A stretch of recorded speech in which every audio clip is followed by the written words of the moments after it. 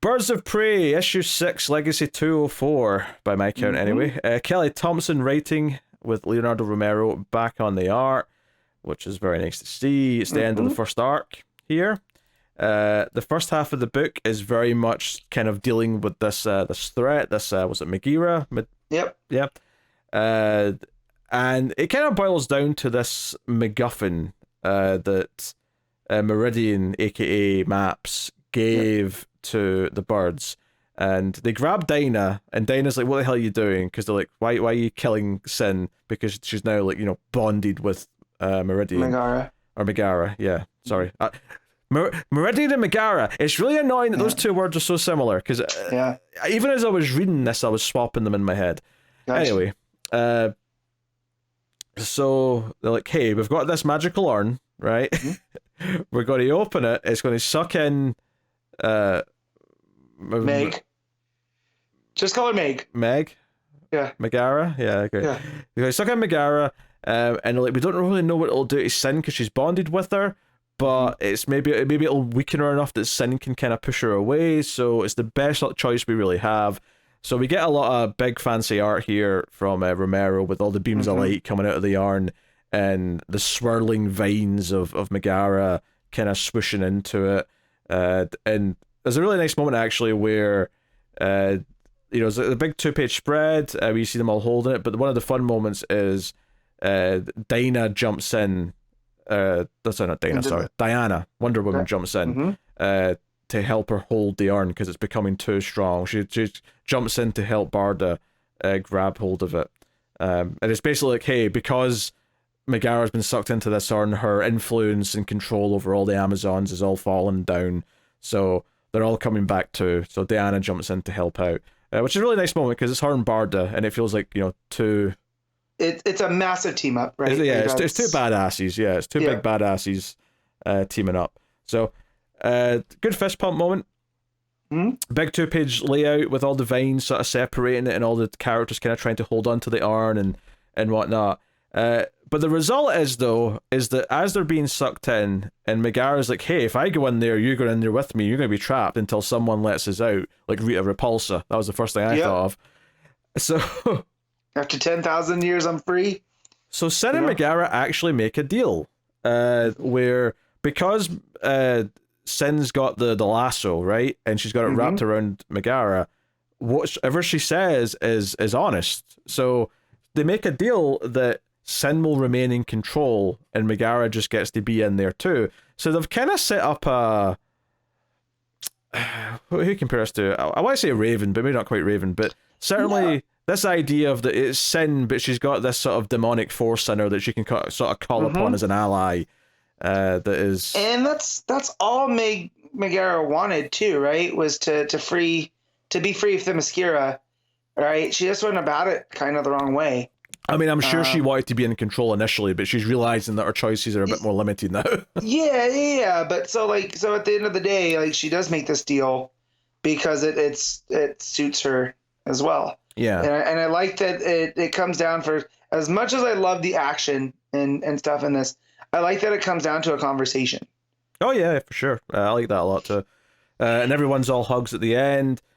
Diana kind of gets up in Sin's face. I mean, not Sin really. It's more Megara, but she like gets her to hold the lasso and says, "Hey, do you intend to honor this deal and not like do any harm?" And she's like, "No, actually, the Sin and I have agreed that we'll protect the world and not destroy it." And she's like, "Fine, but if you ever go back on this, it'll be me that's hunting you." So it's just a little sort of like, hey, maybe she'll stay in line as well because Wonder Woman just threatened her. So, also good little beat there. In the boom tube back to Gotham, where they all agree to have a drink. And then the back third of the issue sets up next issue, or the next arc, I should say. The next, yeah. I almost feel like these first 6 issues, I know it's 6, but it almost felt like there's like the prologue to the book that Thompson wanted to do. Yeah, I will say what it sets up here is super exciting because basically, Batgirl shows up and is like, "Say, I came to see Sin. I'm happy she's back, but I'm a little miffed. Why wasn't I asked to come and help on this? What is with that?" And if you remember, everyone, from back at the start of the book, she was told not to by Maps. Like, Meridian from the future said, you can't bring Barbara Gordon no matter what. And we didn't know why yet, right? So and Dinah always, we saw her struggling with this, and it seemed like she was just struggling because that's her friend, that's her teammate, and she felt like she was going behind her back. But there's something much deeper that gets revealed. Yeah. Well, as far as Dinah was aware, that's all it was. Dinah didn't know why. She only knew that she was told not to. But once Babs leaves the scene, Dinah's like, okay, come out now, you've got explaining to do. So Maps, jumps out, she was listening to the conversation, and she's like, all right, you need to tell me why I couldn't take Babs on that mission. And she reveals that this wasn't the first time they tried this mission. She's been time traveling over and over again, and this was actually the 11th or 12th attempt to save Sin. And the reason why they couldn't take Babs is because Babs died every single time they did this. And every attempt, Babs went with them, and Babs always died. Sometimes others died too. And Sin as well. And Sin too, yeah. So the mission always failed, but Babs always died as well. And sometimes some of the others died. And it was actually Dinah in this previous timeline who said to Maps, whatever happens on the next run, you can't, like, don't let us take Barbara. Like, we can't do this. And then it becomes even more interesting because Maps and her talk about how this wasn't just like a coincidence, like Destiny kept killing Barbara. No. Someone from the future is trying to kill Barbara Gordon in the present. And that's what the plot is for the next arc.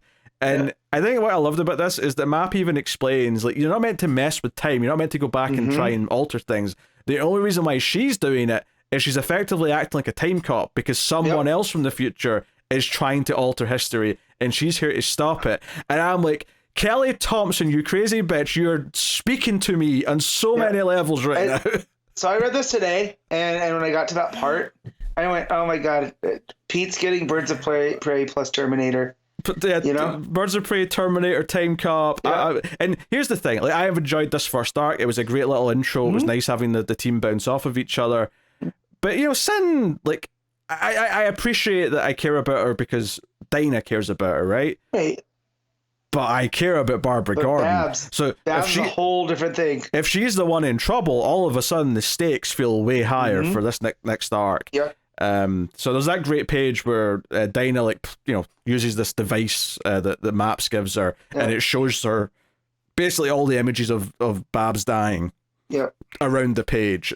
Really good stuff, and really sets up these stakes for what's coming next.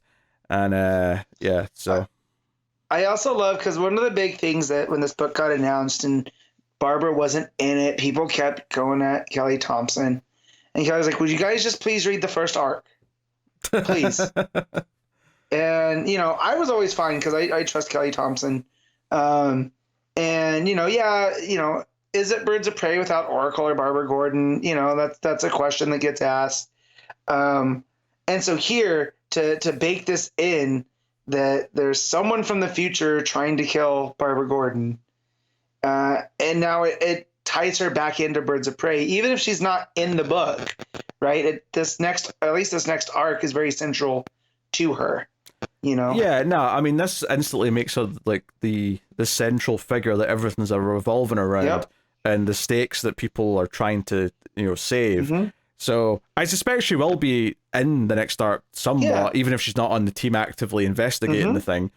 I also think that, it really sells it. Like, I think that, Thompson and co know that the audience care about Barbara.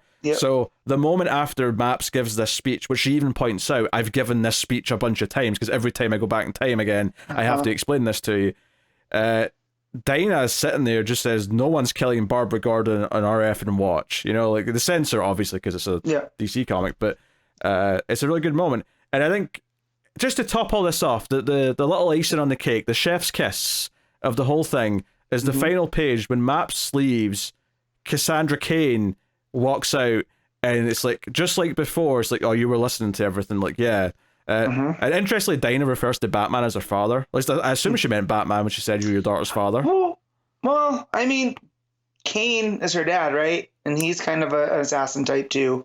Yeah, he's an assassin, but Yeah. I don't know. I took invading others' privacy by listening to their conversation felt like a Batman dig to me, but maybe she is referencing Kane. It could be. I took it as either. It didn't matter. I mean, the Robins all call Bruce Dad at this point, so why not the Batgirls? Well, I never think of Cassandra and Bruce's relationship being father-daughter. You know, it's just one of those. What, fun uncle? What? No, I just feel like it's teacher-student type deal. You know. Okay. Yeah, but I mean, it still works here because it is, you know, Dinah. You know, I forget, you know, because Cassandra says I didn't mean to spy, and Dinah's just like, yeah, but you're your father's daughter. You can't help it. I mean, that totally works for Batman as well. You can't tell me it doesn't. So, yeah, Cass is like, hey, I love Barbara Gordon. She's like my sister. You're not leaving me out of this mission to protect her. And so it sets up the two continuing members into the next arc is going to be Dinah and Cass, and they're going to find new team members to save Barbara. So, well, it's been fun with everyone else. Honestly, if I was to pick two characters from this original team to keep, it would be Dinah and Cass. So, and we still get a Batgirl and a Canary, right? For sure, yeah. So beautiful. That's there, but yeah, I will miss Barda and Cassandra because that you know, her calling her little bat was a lot of fun. Oh sure, I wonder who'll be on the team. I mean, I think the obvious one to guess would be Steph because she's the other Batgirl and obviously cares about Babs. But I do wonder if they don't want to just have another Batgirl. I could see the logic by not doing that as well. Yeah.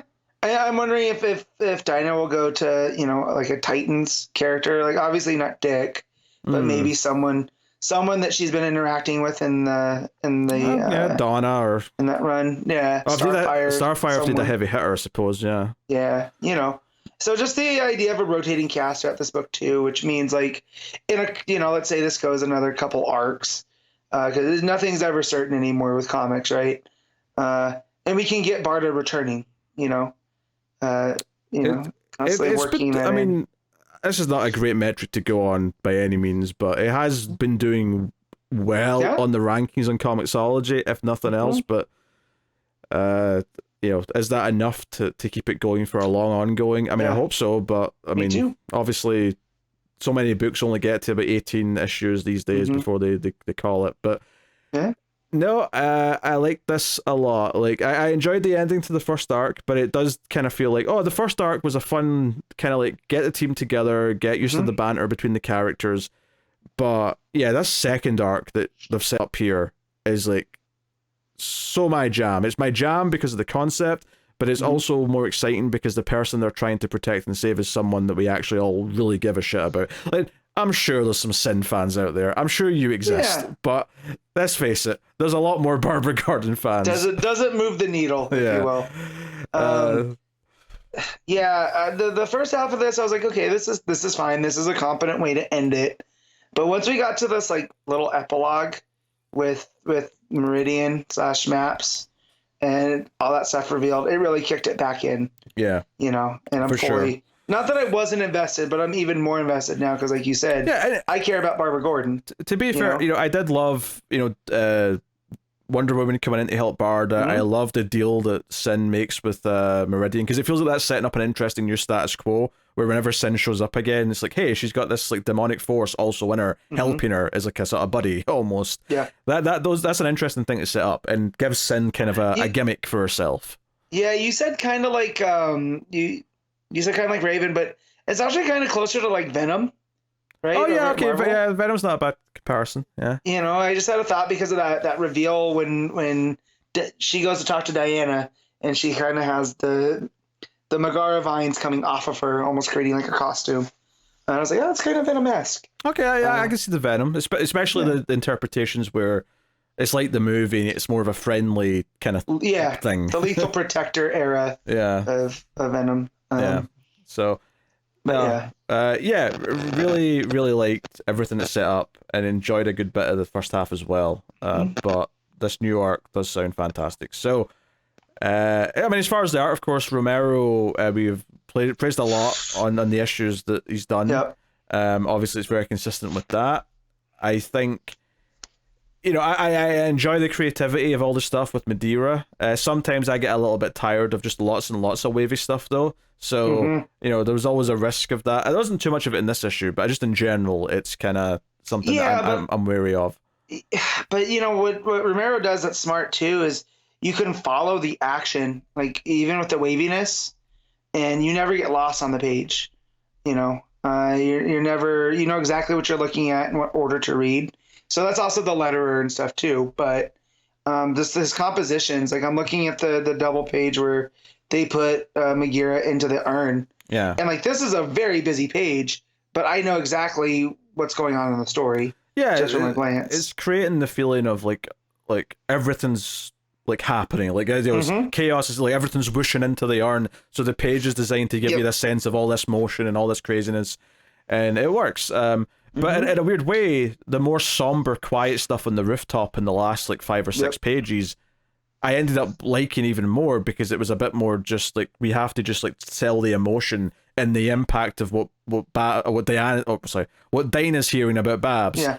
And I think the sort of spotlight effect that's created from like the hologram stuff that she's been showing, there's like almost like a spotlight on them. I think that stuff's really cool. So no, art's very good. Like it a lot. So yeah. All right, Matt. What are you giving Birds of Prey issue 6? I'm gonna give this I'll go with 8.5. Yeah, I think I'm just gonna go with a straight 8 because it is a bit 50-50 as an issue. But I struggled with the 9 or the 8.5 because I really enjoyed this back half, so I had to dial it back a little. So I get it. Yeah. Yeah, I mean, it's very good though. Like, it's definitely one of the books I look forward to the most right now.